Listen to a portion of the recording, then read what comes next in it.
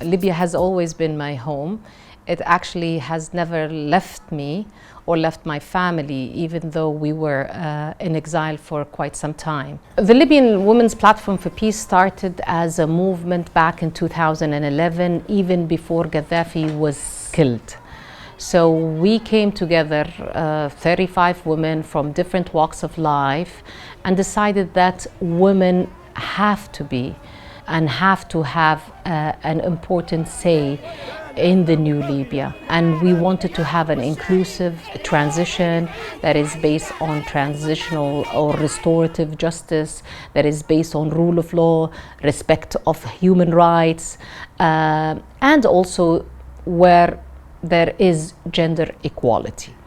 We felt from early on that women were excluded by different factions, be it tribal, so-called civil, liberal, but they are all patriarchal. And they see no place for women in politics. They only instrumentalize and use women for their own agendas. So one of the biggest problems in Western media is that they tend to ignore the history and that women in Libya used to play a role and still continue to play the role, but their role needs to be highlighted.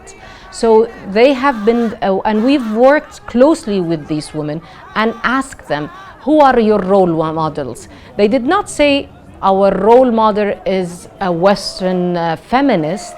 They've seen their grandmothers play a role in their society in reconciliation, and we need to invest on what we have in order to have the legitimacy. We need, when we talk about women's rights, about the role of women in peace, in reconciliation, it does not come as a Western intervention policy. No, in fact, it resonates with Libyan culture.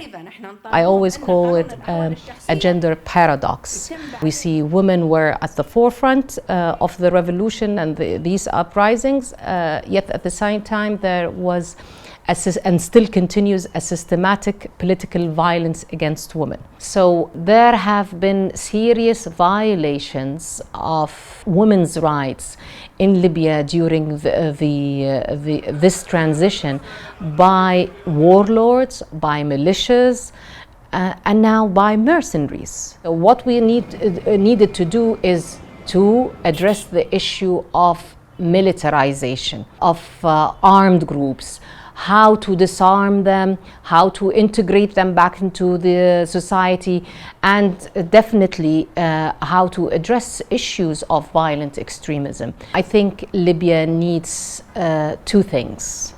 It needs a resetting of all its institutions, because at the moment we have more of a kleptocracy, institutionalized corruption, and lack of legitimacy of its state institutions. And we can only do that through elections. We need to have a peace process that is people-centered, that brings the social and economic rights of Libyan people at the center of the table of negotiations.